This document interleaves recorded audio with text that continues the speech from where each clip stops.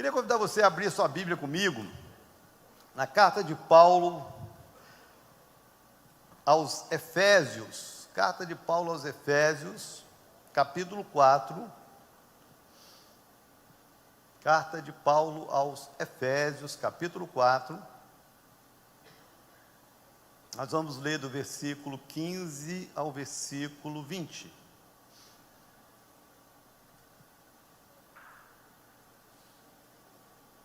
Efésios 4, de 15 a 20.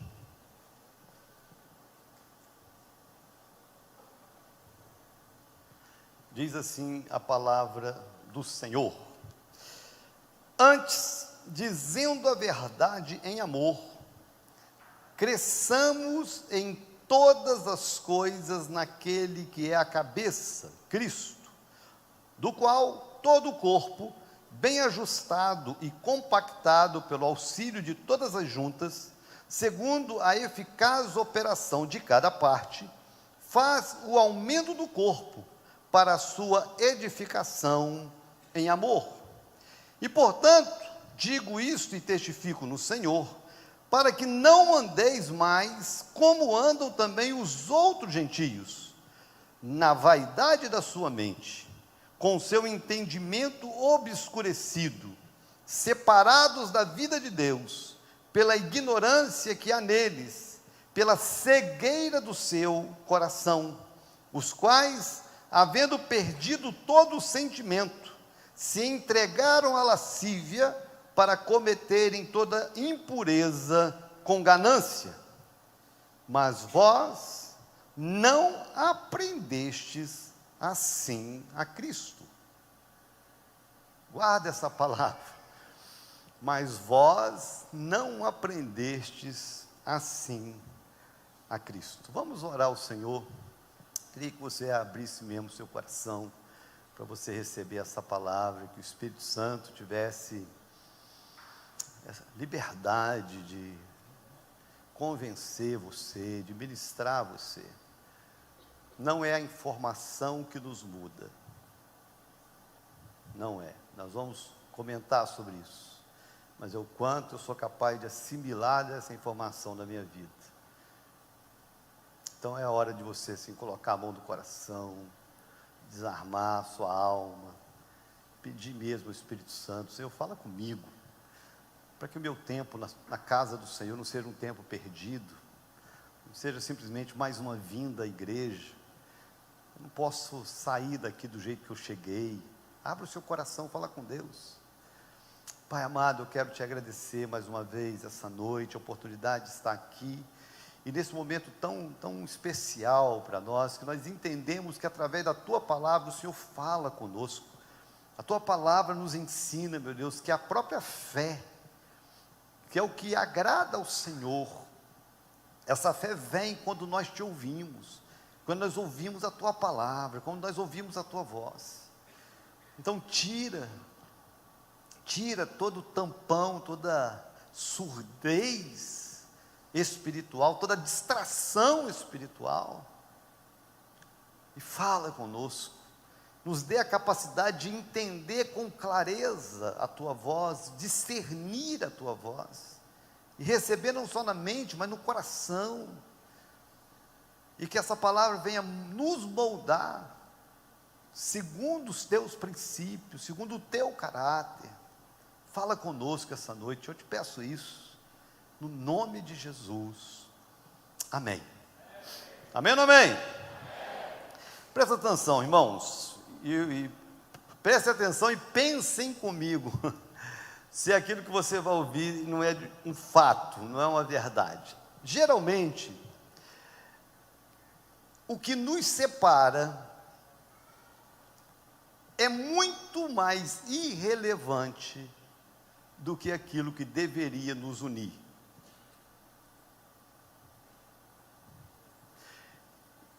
É lógico que eu vou falar como igreja, mas se você prestar atenção, isso é uma verdade aplicada ou aplicável em todos os nossos relacionamentos. Um casal que se ama Estou falando de um casal que se ama de verdade. É capaz de dormir brigado por causa de uma pasta de dente.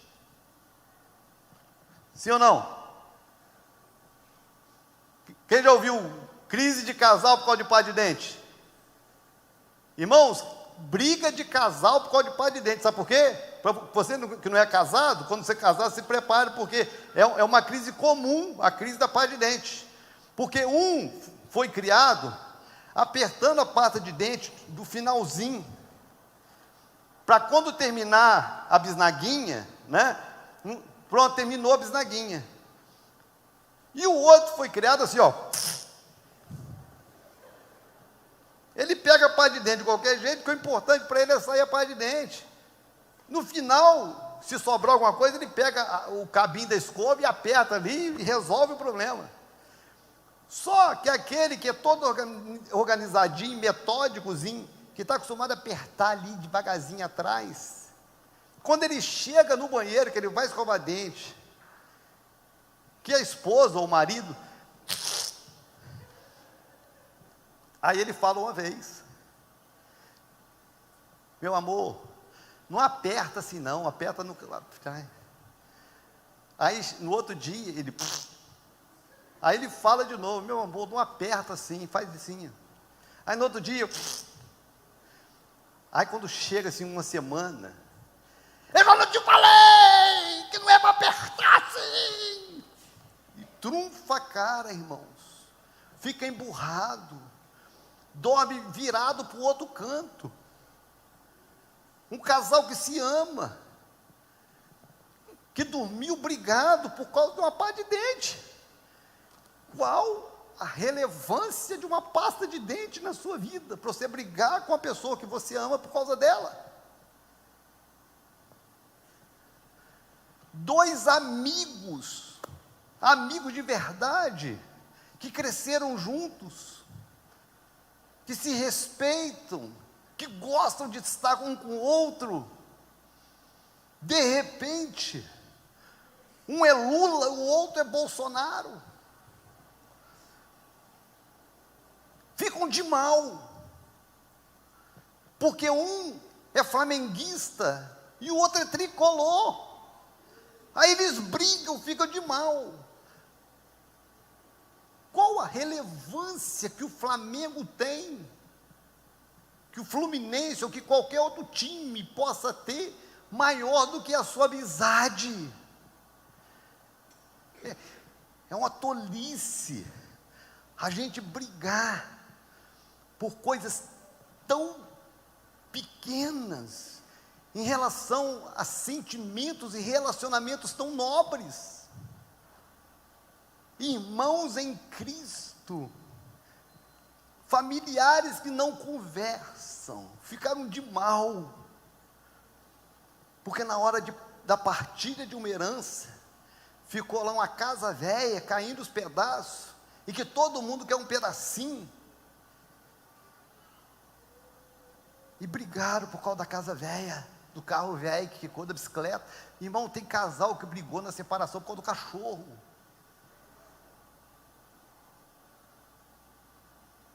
Igrejas, você sabe qual o motivo que mais separa as igrejas? Você sabe qual a diferença de uma igreja presbiteriana para uma batista? Tem gente que nem sabe. Você sabe qual a diferença da presbiteriana? Eu vou te falar. A presbiteriana batiza jogando água na cabeça, e a batista batiza jogando a pessoa dentro da água. Por causa da água, não se dão batista com o presbiteriano. Você sabe qual a dificuldade da Assembleia de Deus com a batista? Porque a Assembleia de Deus fala em língua, a batista não. O que é mais importante, irmãos, o sacrifício de Cristo ou falar em língua? O que é mais importante, a morte de Jesus que nos une, ou a água do batismo? Você está entendendo que as coisas que nos separam, como família, dentro de casa, como casal, como amigo, como irmãos em Cristo, como igreja, são muito irrelevantes em relação aos valores que deveriam nos unir. E tem muita gente dentro da igreja que não se encontra por discordâncias de coisas pequenas demais.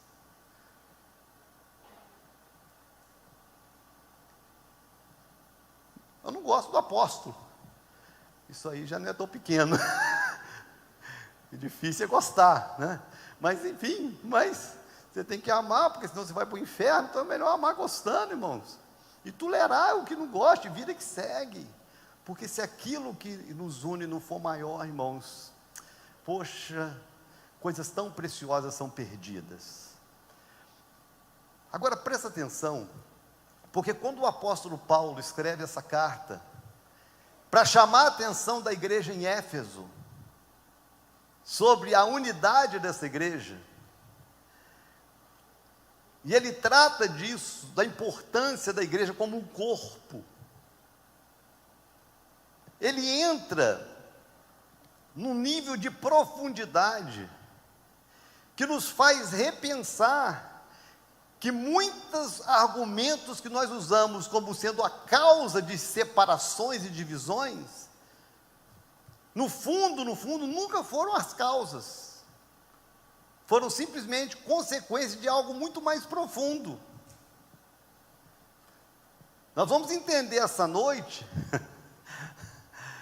que um divórcio causado pelo adultério, que a causa não foi o adultério, que tem coisas mais profundas por trás de um adultério, que separações causadas por causa de incompatibilidade, que tem coisas muito mais profundas por trás da incompatibilidade, que divisões de igrejas, causadas por discordâncias em pregações, tem coisas muito mais profundas por trás dessas discordâncias, por trás dessas insatisfações. Então Paulo escreve, chamando a atenção dessa igreja, exortando essa igreja, mostrando para essa igreja a necessidade dessa igreja crescer, amadurecer na unidade dela. Porque a unidade, irmãos, ela é resultado da maturidade. O imaturo não consegue andar junto. O imaturo não consegue. Ele não consegue conviver com diferença. O imaturo não consegue conviver com discordância. Não é? Agora, ele não chama atenção apenas da unidade como resultado da maturidade. Ele chama atenção da necessidade dessa unidade crescer. Ele fala sobre o funcionamento das juntas, o funcionamento dos órgãos ligados ao corpo, porque não basta eu ser um rim no corpo, eu preciso ser um rim que cumpre o seu papel. Não basta eu ser um fígado no corpo, eu preciso ser um fígado que cumpre com o seu papel, para que o corpo inteiro seja beneficiado. Então ele trata do assunto mostrando a importância da gente amadurecer na nossa unidade. Presta atenção nessa palavra, porque ela pode ajudar você a estreitar o seu relacionamento em casa, familiar, a melhorar o seu casamento. Essa palavra pode ser uma resposta de Deus para melhorar o seu relacionamento dentro da igreja, com irmãos. Se você conseguir rever determinados conceitos e valores e atitudes, que às vezes você tem como normal, mas que por trás não é tão normal assim. Eu vou falar sobre isso. Maturidade na unidade. E eu vou mostrar para você que existem algumas coisas que nós precisamos vencer para a gente promover essa maturidade, para a gente crescer na nossa unidade. Estou entendendo essa palavra da seguinte forma: nós já fazemos parte do corpo, nós já estamos unidos ao corpo, agora nós precisamos fazer com que essa unidade funcione, agora nós precisamos fazer com que essa unidade cresça, agora nós precisamos fazer com que todo esse corpo funcione harmonicamente. Amém? Mas algumas coisas precisam ser consideradas e vencidas. Vamos lá. O que nós precisamos então vencer para amadurecermos em nossos relacionamentos e crescer na unidade? Primeira coisa a vencer, nós precisamos vencer a vaidade dos nossos pensamentos. Olha o que o texto diz. E portanto digo isso e testifico no Senhor, para que não andeis mais como andam também os outros gentios, na vaidade da sua mente. O que o apóstolo Paulo identifica é o que causava as discórdias dentro da igreja, nos relacionamentos entre os irmãos, eram mentes vaidosas, mentes fúteis, pessoas que alimentavam pensamentos fúteis, e fazia com que esses pensamentos gerassem respostas negativas no relacionamento. Vou tentar te explicar. Pessoas que têm seus valores invertidos em relação aos valores da vida, presta atenção nisso. Discórdias são provocadas por causa de pessoas que valorizam coisas que não têm valor, como eu citei aqui a pasta de dente. Pessoas que brigam, que entram em discórdia por causa de coisas assim tão desnecessárias. Alô? Poderia citar aqui tantos exemplos. Uma esposa que de repente coloca uma roupa que não agrada ao marido, e o marido fala: meu amor, não gostei dessa roupa. Mas ela, na vaidade dos seus pensamentos, a roupa é minha, o corpo é meu, eu ponho o que eu quiser. E cria uma discórdia por causa de uma roupa. Um marido que às vezes insiste em algumas coisas, as mulheres, a Bíblia é tremenda, né, irmãos? Que a Bíblia diz que a mulher sábia edifica o lar, né? A mulher sábia, graças a Deus que essa responsabilidade está na mão delas, né? Esse desafio da sabedoria, de uma mulher que está indo para um determinado lugar com o marido, e o marido perdido no bairro, porque ele não sabe onde que ele vai chegar, ele não sabe o endereço, e ela está vendo que ele está perdido, e ele entra na rua errada, e ela está vendo que ele está perdido, e tem uma pessoa parada ali na calçada, que ele poderia parar para perguntar, mas o homem não para perguntar. Aí ele dá mais uma volta, e ela está quieta. Aí quando ele resolve perguntar, e eles descobrem, reconhecem que estão perdidos, aí chega no lugar, e ela tinha tudo para descer do carro e fala assim: eu te disse. E ela, na sua sabedoria feminina, ela simplesmente fecha a boca e diz: que bom, meu amor, que nós chegamos. Para não ter simplesmente o orgulho de dizer eu estava certa ou estava certo, e por causa da razão, você gerar uma discórdia e estragar uma noite que poderia ser uma noite de festa. Vaidade, que faz com que a gente brigue por coisas que não têm valor, que faz com que a gente discuta por coisas desnecessárias.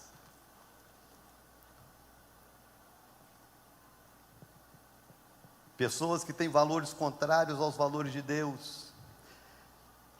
E eu coloquei uma frase aqui, irmãos, que ela é terrível, mas é uma verdade. Numa geração hedonista, que vive em função do prazer pessoal, a vaidade se tornou um estilo de vida. A gente pensa que tem determinados conceitos que são novos, né? Essa coisa do importante é ser feliz. A gente pensa que isso é um conceito novo, mas não é. O hedonismo, que defende essa coisa do prazer a qualquer custo, isso existe desde sempre. Isso era uma ideologia de vida da Grécia Antiga. Então, desde sempre havia esse conceito, que o importante é eu ser feliz. E na vaidade de ser feliz, o outro não importa. O que eu falo não importa, se fere não importa, se agrada não importa, desde que eu seja feliz.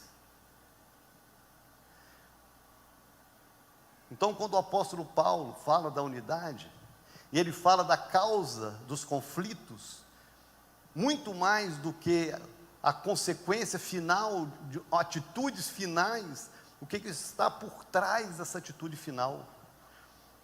O que está por trás do conflito? E ele fala que os gentios sem Jesus, o conflito é causado por causa da vaidade da mente, a vaidade dos pensamentos, a futilidade dos valores.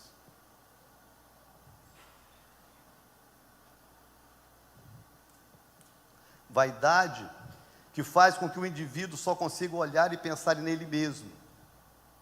A ideia, né, do hedonismo, que o importante é ser feliz. Presta atenção aqui, irmãos, porque a nossa sociedade, ela é uma sociedade sem valor, não é verdade? Nós vivemos numa sociedade sem valor, onde o ser, ele é desprezado quando comparado ao ter. As pessoas são valorizadas pelo que elas têm. As pessoas são valorizadas pelo carro que chega na festa, né? Pela roupa, pela marca da roupa que ela usa, pelo modelo do celular. As pessoas não compram um celular pela capacidade do celular, mas pelo exibicionismo da marca. Eu tenho que ter um iPhone. Quero ver como é que vai ser agora, né? Que o Elon Musk vai lançar um que vai ser melhor do que o iPhone. Aí, como é que vai ser? Eu tenho que ter. Não usa 10% da capacidade do celular. Não tem, irmão, eu tenho um iPhone, não tem problema nenhum você ter um iPhone, não. Você pode ter um iPhone, você pode ter o que você quiser. O problema todo é quando isso vira assim, como se fosse um estilo de vida. Se eu não tiver, eu estou infeliz. Se eu não tiver, eu sou menor que os outros. Se eu não tiver, eu sou inferior a quem tem. E aquele que tem, começar a se achar superior, porque eu tenho, você não tem. Porque eu tenho esse carro, você não tem. Porque eu tenho essa casa, eu moro nesse condomínio, você não mora. E vira essa competição de futilidade, de coisas que vão ficar aqui, irmãos. De coisas que não acrescentam em nada da nossa vida com Deus. E que não deveria, em hipótese alguma, afetar os nossos relacionamentos. Nos separar como igreja. Nos dividir como irmãos. Nunca. Nós precisamos vencer a vaidade do nosso coração. Esse sentimento perverso, maligno, carnal, que faz com que eu me veja melhor que o outro, que eu me sinta superior ao outro, pelo que eu tenho, pelo diploma na parede, ou por aquilo que eu sei mais do que você, ou coisa parecida. Essa vaidade precisa ser vencida, porque essa vaidade nos separa. Eu costumo dizer que Israel é um modelo, né, para nós em muitas coisas, muitas coisas. E tem uma prática em Israel que eu acho extraordinária, irmãos, extraordinária. Israel, tem muitos ricos, as pessoas mais ricas do mundo são judeus. Os maiores banqueiros, né, os maiores empresários do mundo são judeus. Mas eles têm uma prática. Quando morrem, todos são sepultados enrolados no mesmo tipo de pano. Não é como nos Estados Unidos, no Brasil, quando morre uma pessoa, você vai na funerária para escolher o caixão. Aí tem aquele caixão chique, todo aveludado por dentro, para o defunto ficar bem confortável. E nós vamos comprar aquelas flores mais caras para enfeitar o caixão, porque afinal de contas, o morto é rico, né? E vem muita gente da alta sociedade no velório, e precisa saber que o velório é chique. Vamos encher de coroas de flor, porque quanto mais coroa de flor tiver, significa não que ele é mais amado, mas que ele era melhor relacionado que os demais que não têm coroa. A vaidade de uma família até na hora de sepultar o cara. Então lá em Israel eles têm um costume, você pode ser podre rico, na hora de ser enterrado, vai ser enrolado no mesmo pano que um miserável da rua é enterrado, para que todo mundo saiba, você pode ter tido o que for na terra, quando você morre você é igual a todo mundo. Se a gente não aprender, irmãos, que no fundo, nós somos iguais uns aos outros, que a nossa cor de pele é só uma cor de pele, que o nosso diploma na parede é só um diploma na parede, se nós não entendermos isso, não vencermos essa futilidade de pensamento de se achar superior ao outro, a gente nunca vai conseguir crescer na nossa relação, na nossa unidade como corpo de Cristo. Essa é a chamada do apóstolo Paulo. Segundo, que ele também diz que precisa ser vencido, além da vaidade dos pensamentos, ele diz que precisa ser vencida a ignorância. Isso aqui é terrível, né? Verso 18 ele diz, o verso 17 ele termina: ando como os outros gentios na vaidade da sua mente. O verso 18, com o seu entendimento obscurecido. Tem outras versões que falam na ignorância do seu entendimento. A ignorância nos separa. Que doideira, né, irmãos? A ignorância, ela nos afasta. E o que é essa ignorância? A ignorância, irmãos, é a incapacidade de aprender. As pessoas confundem o acúmulo de informação com aprendizado. Irmãos, acúmulo de informação não é aprendizado, é só acúmulo de informação. Você pode ser formado em teologia, em psicologia, em filosofia, no que você quiser. Você pode conhecer a Bíblia de Gênesis a Apocalipse. Isso não significa que você ainda não seja uma pessoa ignorante. Porque a ignorância, ela só é superada e vencida quando aquilo que eu sei se torna em vida, em prática.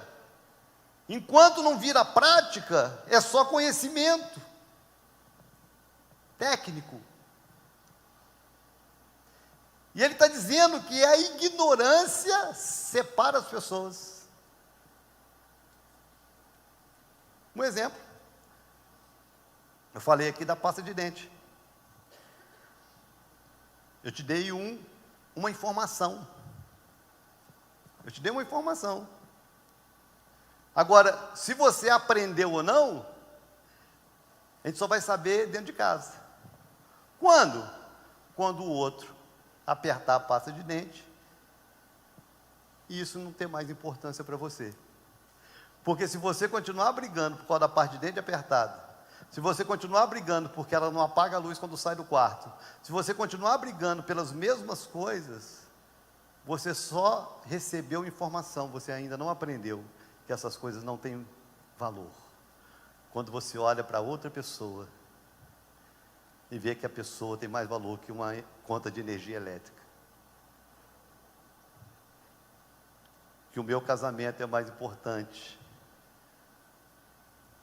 do que essas coisas, do que essas discordâncias.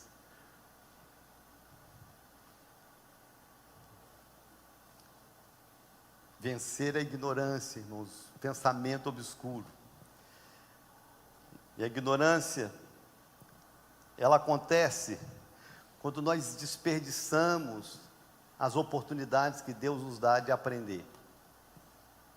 Isso aqui é muito sério. Presta atenção, irmão, isso aqui é muito sério. A palavra de Deus diz que aquele que muito é dado, muito será cobrado.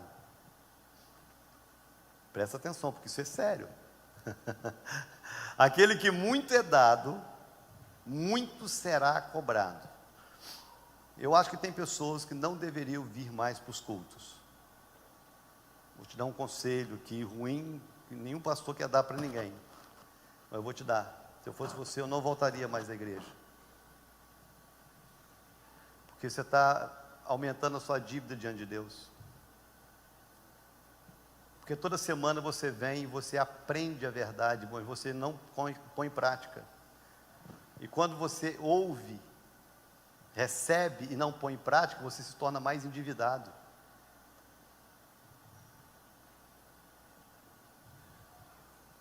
Se você aprende sobre fidelidade e continua infiel, você não é um ignorante por falta de informação, você é um ignorante por decisão, por opção de ser ignorante.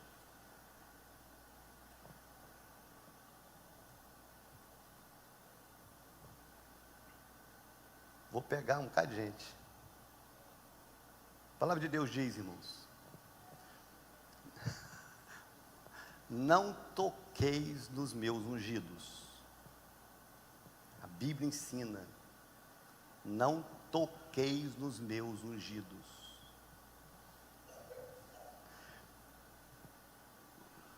O problema é que algumas pessoas, o conceito de pecado de algumas pessoas, sabe o que é? Adultério, prostituição, roubo. Se alguém for pego no adultério, é um escândalo. Não, fulano adulterou. Que absurdo. Se alguém for pego, eu lembro, há muitos anos atrás, teve um rabino que foi pego roubando uma gravata numa loja. Foi um escândalo, virou notícia na Globo. Um líder religioso, um rabino, cheio da grana, roubando uma gravata, que absurdo! Mas quando você ouve alguém falar mal do seu pastor, e você acha isso normal,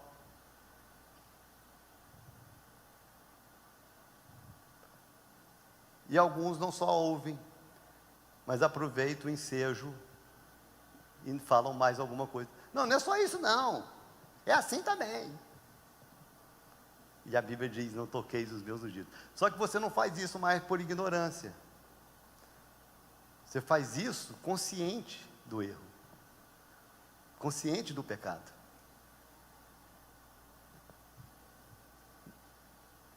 Então você vai ser cobrado porque a informação você recebeu, mas por ter permanecido na ignorância de não colocar em prática o que aprendeu, e promove através da ignorância a divisão, a separação de relacionamentos que já deveria ter sido superada há muito tempo.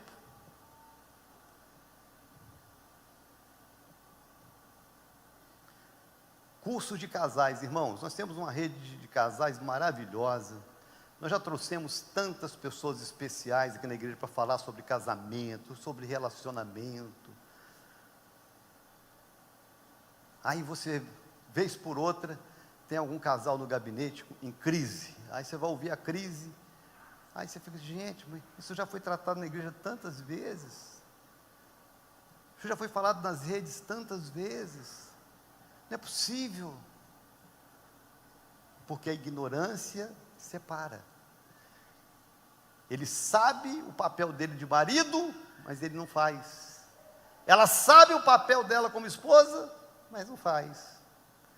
Então os dois vivem brigados, separados, por causa da ignorância de não praticar o que sabe. É disso que Paulo está falando. As divisões causadas pela falta de prática daquilo que se sabe. E a Bíblia diz que aquele que sabe fazer o bem e não faz, ele peca. Ele sabe fazer e não faz, ele peca. Tem gente que pensa, irmãos, como eu falei aqui, que pecado é errar, é cair, é adulterar, já virou até um entendimento comum no meio evangélico. Quando alguém fala assim, fulano caiu, você já pensa em quê? Adulterou, prostituiu, não é? Você nunca ouve assim, fulano caiu, você nunca via, você caiu em quê? Não, ele estava falando mal do pastor. Fulano caiu, o que ele fez? Ele tratou mal a esposa dele. Fulano caiu, o que ele fez? Ele desobedeceu os pais, ele desonrou os pais dele. E a gente não considera isso como uma queda, mas isso é uma queda. Por quê? Porque ele sabe que ele deve fazer certo, e ele faz errado. A unidade, ela é amadurecida quando a ignorância ela é vencida. A ignorância é vencida quando aquilo que eu sei, quando aquilo que eu ouvi, quando a informação que eu recebi é incorporada, é praticada. Tem alguém me entendendo ainda? Deixa eu ver. Graças a Deus, não sai daí não. Irmão, é a maior luta que tem, né? Você conviver com os ignorantes, cheios de conhecimento, né? Esse dia eu estava conversando com uma pessoa e falando assim, eu não teria um cardiologista que fuma e é alcoólatra. É uma incoerência. Você imagina, você vai no cardiologista, chega lá o cara obeso, uma carteira de cigarro em cima da mesa, e quando você sai na noite para ir no restaurante, o cara está lá embriagado. Não tem coerência. O cara me ensinar sobre saúde, primeira pergunta que eles fazem quando você chega no consultório, você bebe? Você fuma? E o cara bebe e fuma. É você ter um personal trainer obeso. Já pensou? Você chega na academia, então eu quero um personal trainer. Aí chama, aí vem um gordinho, redondinho. Você podia ser lutador de sumô, irmão. Por que você não muda assim, dá aula de sumô, dá aula de outra coisa, irmão? Personal trainer gordo. Sedentário. Nós temos irmãos da igreja aqui que praticam um monte de esporte, a turma que corre aí, que pratica maratona, mini maratona, essas coisas. Vou procurar um professor para me dar aula para eu aprender a correr. Vai lá, irmão. Aí chega lá, o cara é sedentário. Ele não corre, não. Ele vai ensinar você a fazer, você não vai. Você confia? Não confia, porque é incompatível a informação que o cara passa com aquilo que ele vive. Você está entendendo o que é ignorância? Ignorância é isso, é uma pessoa falar de Cristo e não viver Cristo. Falar de santidade e não viver santidade. Falar de amor e não viver amor. Porque ele sabe. Falar de perdão e não perdoar, porque ele sabe. Mas ele não pratica. E por não praticar aquilo que sabe, as ferramentas, os valores que deveriam nos juntar, nos separam. Terceira coisa a ser vencida, para amadurecermos na unidade, nós precisamos vencer a cegueira do coração. Isso aqui é triste, só tem coisa triste. Cegueira do coração. Ele diz, com o seu entendimento obscurecido, né, que é a ignorância, separados da vida de Deus, pela ignorância que há neles, pela cegueira do seu coração. Coração cego.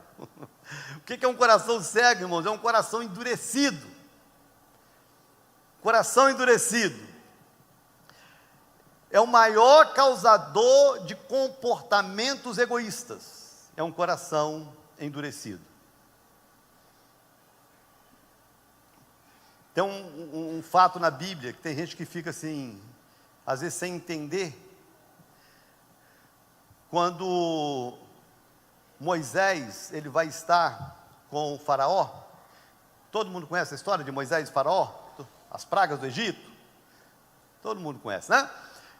E Moisés vai estar com o faraó e fala: faraó, o Senhor mandou vir aqui para você liberar o povo, para o povo celebrar uma festa no deserto. O faraó: não vou liberar.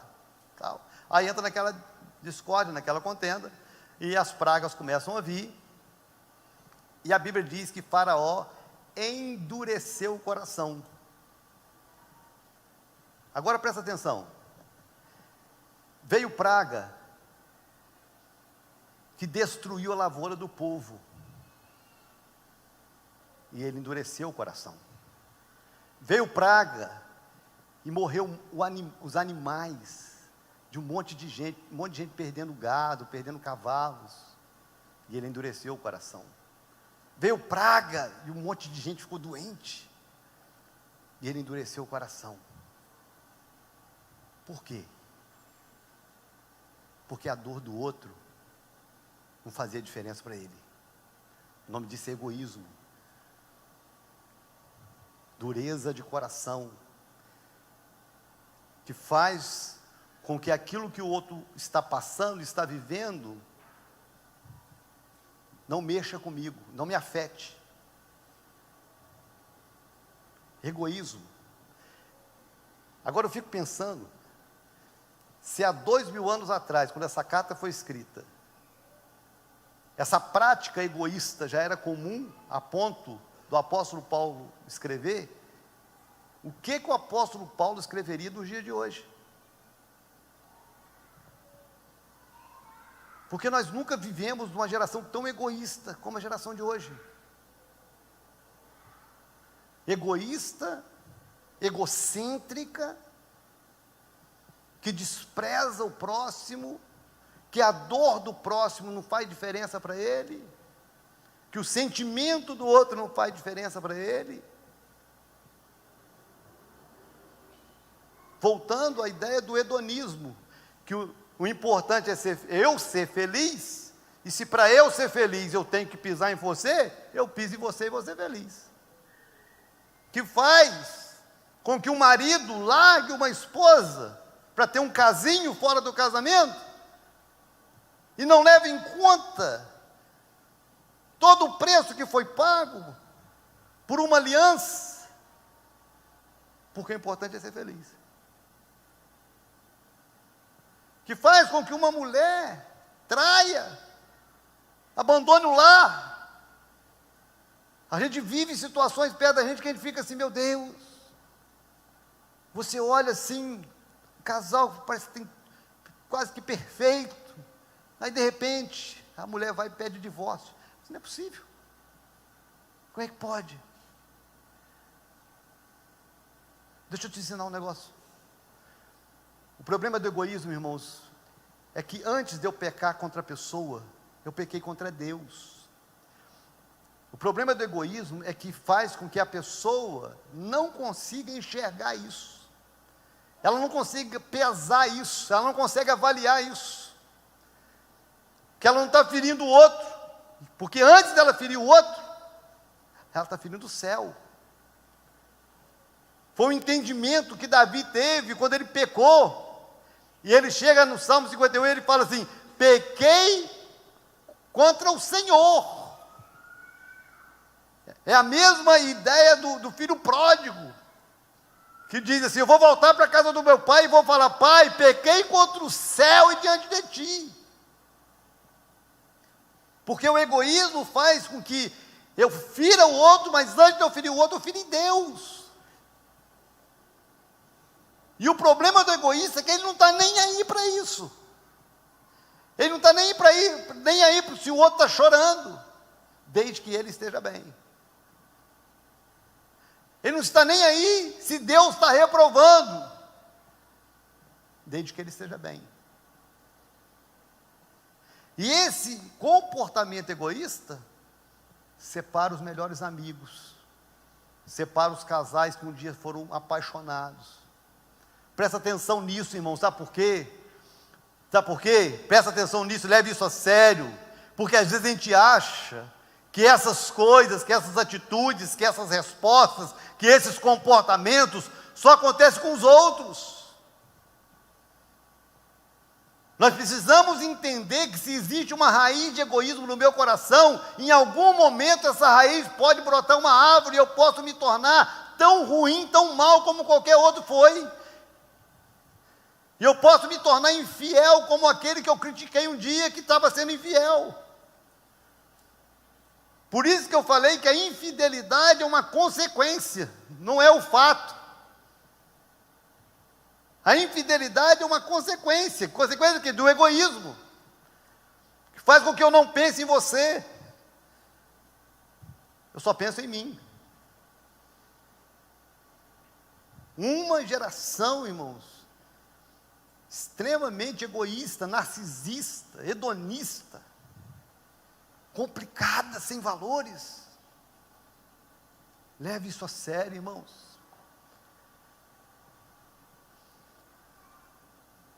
Às vezes, tem uma coisa assim que a gente vai ter que administrar o resto da vida, né? Tem para onde ir, né? E a gente não tem assim, eu tenho assim um comportamento, uma decisão que eu tomei na minha vida, no meu ministério. Qualquer pessoa que chega para mim e fala assim, apóstolo, quero sair da igreja, eu não seguro. Presta atenção nisso. Antes de você chegar para mim e falar assim, apóstolo, eu quero sair da igreja, pense 1000 vezes. Porque se você falar, eu não vou falar, não vai não, irmão, pensa direitinho, não vou. E muitos que saíram muito mal. E o maior problema de sair mal, é que eles saem, mas a igreja não sai deles. Porque se saísse, estou lá na Assembleia de Deus, estou lá na Batista, estou onde quiser, estou servindo a Deus, vida que segue, Deus me levou para lá, amém. Mas não perde uma oportunidade quando se encontra com você de falar mal da igreja, de falar mal de mim. Então ele saiu da CMA, mas a CMA não sai da vida deles. E o grande propósito dessas pessoas é de alguma forma me afetar. Não estou preocupado com a igreja, não estou preocupado com o reino de Deus, não estou preocupado com nada disso, porque isso aí não tem valor para eles. Vou te dar uma dica, você que tem amigo, é amigo dessas pessoas que saíram e falam mal da igreja. Vou te dar uma dica. Nós se encontrar com ela essa semana, você fala, rapaz, domingo a igreja estava lotada, cara. Rapaz, domingo, Deus usou o apóstolo poderosamente. Rapaz, nunca vi um homem com tanta unção. Você vai matar ele. Ele vai infartar na sua frente. Porque tudo que ele quer é quando ele começar a falar mal de mim, você fala, rapaz, e domingo ele está pior ainda. E tudo que ele quer é que você alimente. Ele não está nem aí para o corpo, ele não está nem aí para o reino de Deus, ele não está nem aí para você estar aqui bem ou não. E o problema desse nível de cegueira, sabe o que é? É que nem eles são felizes. O egoísta não é feliz, porque o egoísta nunca está satisfeito com nada que ele tem. O problema do egoísta é que ele acha que ele só se encontra, ele só se completa se ele tiver o que ele não tem. Então ele nunca vai se completar, porque ele nunca vai ter tudo. Agora, o apóstolo Paulo está dizendo que esse tipo de comportamento é comportamento dos gentios que não têm Cristo, dos gentios que não têm Jesus, porque os gentios da igreja de Éfeso eram convertidos a Cristo, então esse tipo de atitude não podia ter mais neles. Não sejais como os outros gentios, essa foi a palavra. Nós não podemos ser como aqueles que não têm os valores de Cristo, porque esse tipo de atitude em pessoas que não têm Jesus, irmãos, esse tipo de competição entre pessoas que não têm Jesus, esse tipo de comportamento entre pessoas que não têm Jesus, isso é o normal, isso é comum. A gente não deve nem ficar surpreso. Você está lá numa empresa, eu aprendi isso, nas Forças Armadas, eu tinha um sargento lá, o cara era extraordinário, conheci poucos homens que lideravam assim, um pelotão, um batalhão como aquele homem. O homem era extraordinário, uma tampinha, desse tamanhozinho assim, ó, baixinho, chegava na frente daquele pelotão, 150 recrutas, ele não gritava, direita, Todo mundo, brum, parecia que era um homem só. Era, eu era assim, ficava fascinado com aquele homem dirigindo a Ordem Unida. E ele chegou na frente da gente, ele falou isso, fez isso algumas vezes. Eu aqui não tenho amigos, eu tenho companheiros de farda. Se eu tiver que pisar em alguém para chegar onde eu quero, eu piso. Mas eu vou chegar onde eu vou chegar, onde eu quero chegar. E ele falava isso do lado dos outros sargentos, tenentes. E todo mundo ficava quietinho, porque era essa a mentalidade de todo mundo lá dentro. Eu tirei 14º lugar num grupo de 150 homens. Eu tinha o direito de escolher um lugar para ficar. Aí chegou um que tirou 100º, 20º, não sei quanto. Escolheu o lugar que eu queria. E ele foi, porque ele tinha um padrinho, almirante, eu não tinha. E ninguém ficava nem com raiva, porque já sabia. Fulano é acochado do almirante. Fulano vai e você fica. Vira que segue, irmão. Lá fora é assim. Lá fora é assim. Para eu chegar onde eu quero, eu piso, eu passo por cima, eu minto, eu atropelo. O apóstolo Paulo está dizendo, não sejais como os demais gentios que não têm Cristo, porque isso aqui é comum para quem não tem Jesus. Isso aqui é comum para quem não tem Deus no coração. Agora, esse tipo de atitude dentro da igreja, irmãos, é incabível, é inaceitável. Esse tipo de atitude dentro de um ambiente familiar cristão, isso é inaceitável. Você imaginar o marido, ele é capaz de comprar um tênis de R$1.500 e não é capaz de comprar o absorvente da esposa.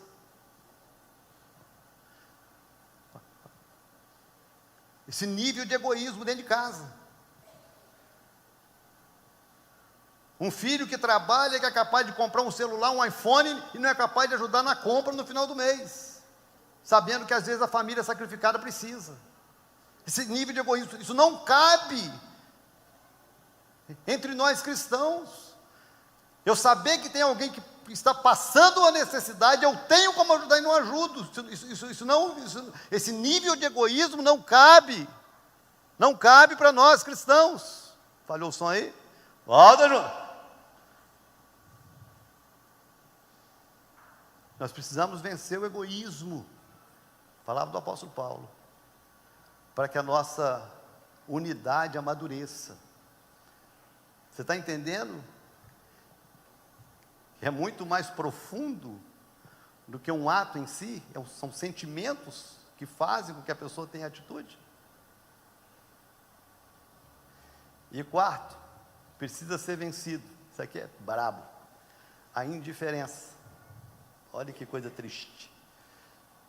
Os quais, havendo perdido todos o sentimento, se entregaram à lascívia para cometerem toda impureza com ganância, havendo perdido todo o sentimento, se tornaram insensíveis. Olha que coisa terrível, irmãos. Nós temos na igreja, pessoas próximas a nós, eu sempre falo disso, pessoas que estão fazendo medicina. E uma das aulas, assim, eu acho que mais desafiadora para quem está na medicina é o tal da anatomia, né? Que vai lá para aqueles tanques mexer com cadáver. Né? E quem fez aí na área de saúde e que teve que conviver ali com aquele ambiente, aquele cheiro de formol brabo, aí de repente vai ter aula de anatomia. Aí as primeiras aulas, chega lá, tira uma criança, um bebê, de dentro do formol e põe em cima de uma mesa. Mas não é assim. É só um cadáver. Aí as primeiras aulas de anatomia, tem gente que desmaia, né, doutor? Tem gente que desmaia, tem gente que vomita, tem gente que passa mal. Ah, nós vamos dissecar hoje um órgão tal. Aí vai lá, pega, aí abre lá o cadáver, aí vai, tira, vai mexer aqui no órgão tal. Precisa identificar qual veia aonde, qual artéria aonde, qual órgão é o qual.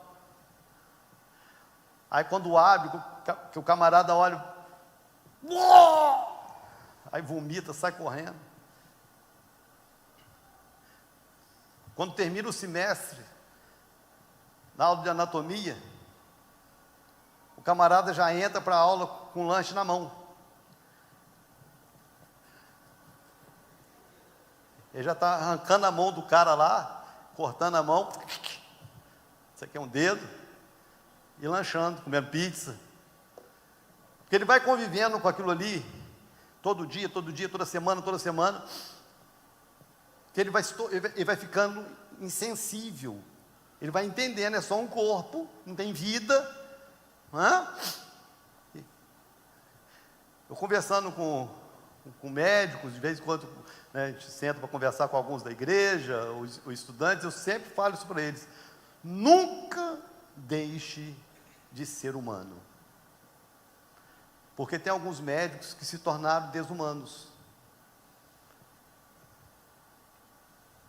Quer ver uma coisa triste? É você fazer 40 anos e ter que ir no tal do urologista. É triste, irmão. Porque o cara está acostumado a mexer, a fazer, né? A gente não.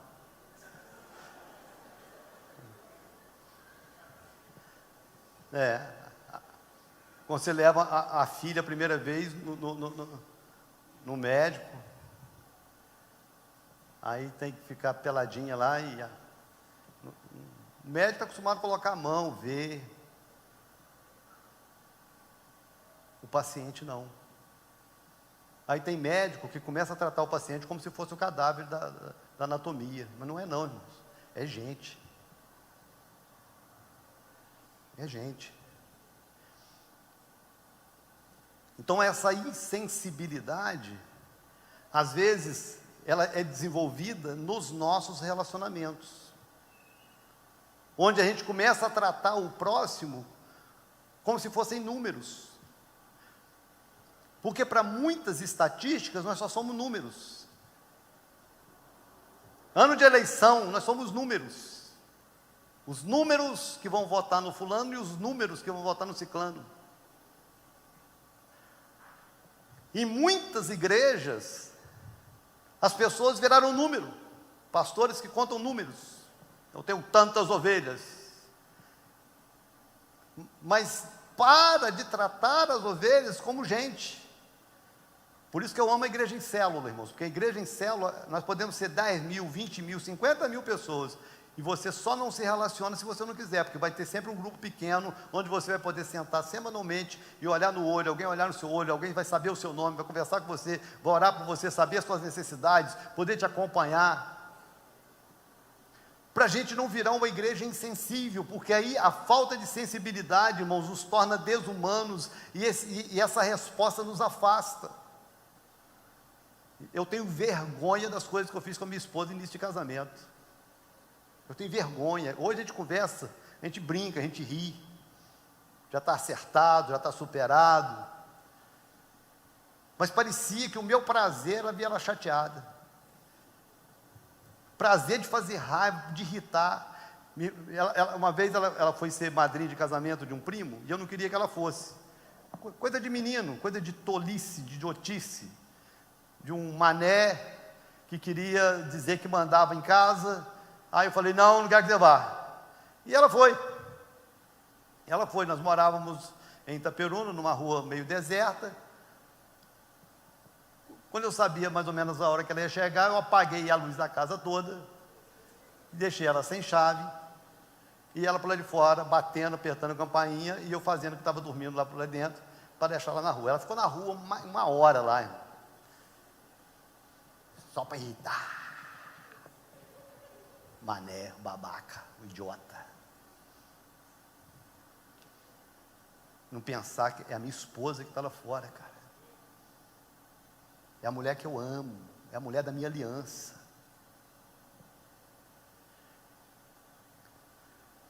Mas é isso, deixou, a insensibilidade tomou conta, deixou de ser humano. Irmãos, às vezes nós somos piores do que animais. Tem algumas postagens na internet, né, que às vezes morreu alguém, aí pega o cachorro da pessoa e leva no velório, o cachorro fica em torno ali do caixão ali, né, e às vezes leva no cemitério, o cachorro vai lá e fica ali, ó, chorando, sentido porque o dono morreu.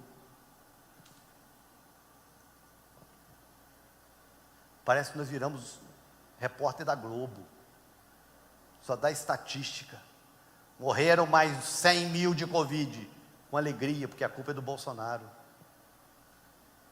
Quanto maior a estatística das mortes, mais argumento nós temos contra o Bolsonaro. Nós nos tornamos desumanos, irmãos. A dor do outro. Deixa eu te ensinar um negócio, irmãos. O contrário do amor não é ódio. O contrário do amor é indiferença. Porque o ódio, ele é momentâneo. O amor é permanente, como a indiferença é permanente. Por isso que alguns caracterizam que o último grau de ódio é a indiferença. É quando o sentimento do outro, a vida do outro, a necessidade do outro, não me afeta mais. Se a gente não vencer isso, irmãos, a gente nunca vai crescer como gente. Nós precisamos crescer como gente. Nós precisamos melhorar como ser humano. Porque se a gente melhorar como ser humano, a gente vai melhorar como marido, a gente vai melhorar como esposa, a gente vai melhorar como filho, a gente vai melhorar como irmãos em Cristo. Porque as crises dos relacionamentos são causadas pela desumanidade no comportamento das pessoas. Eu faço parte de um clube de tiro, aí tem um grupo de WhatsApp, né? E eles postam as coisas mais terríveis que tem. Eles postam no grupo. E esses dias, aí, às vezes, pegou um bandido lá e matou. Aí vem alguém assim, sarcasticamente, e fala assim, mais um CPF cancelado.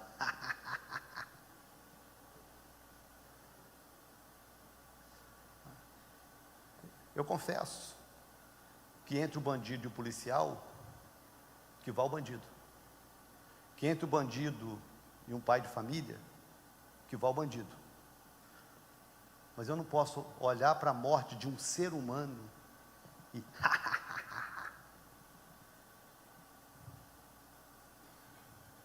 isso é pior do que ser um cachorro. Porque até um cachorro sente a falta quando o outro morre.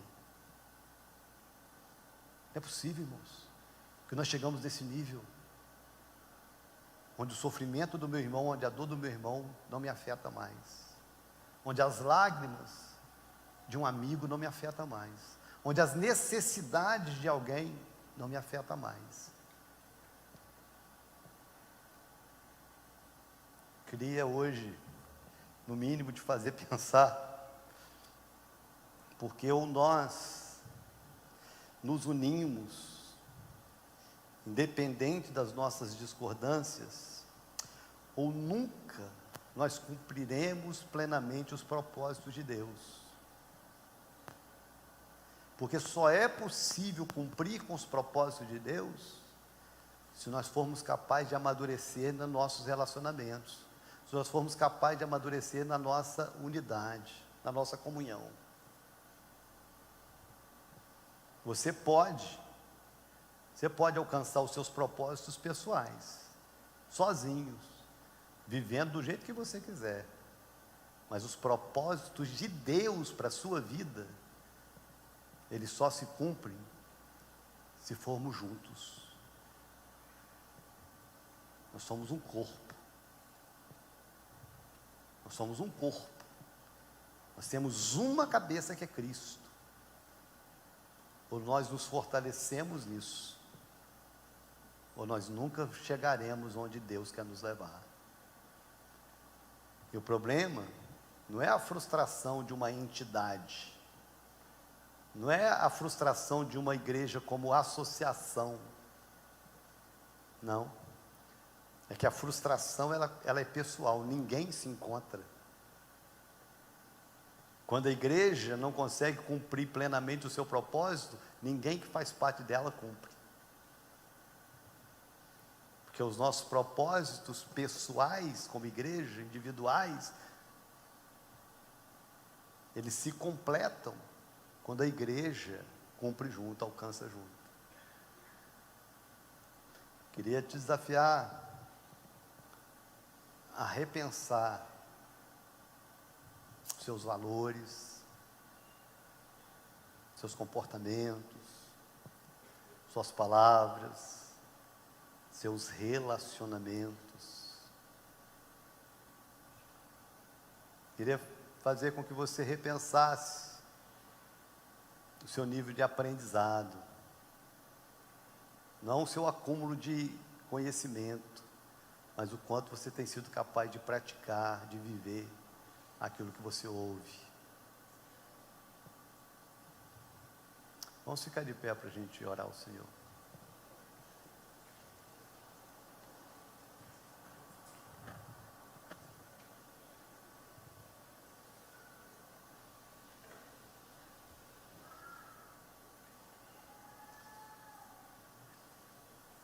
Esse é o tipo de desafio, irmãos, que ele é muito pessoal, né?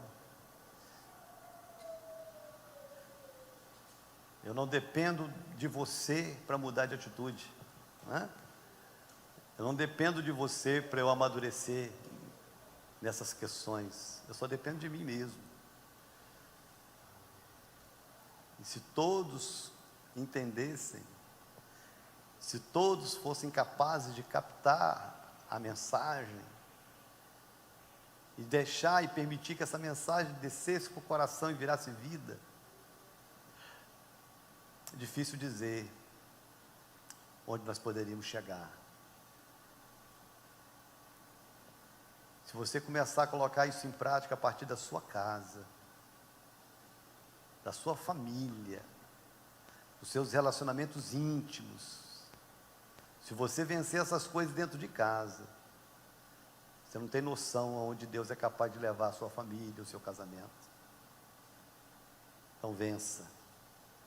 Vença a vaidade, vença o egoísmo, vença essa ignorância de saber e não praticar. E acima de tudo, vença essa indiferença. Não se torne desumano em relação ao seu próximo.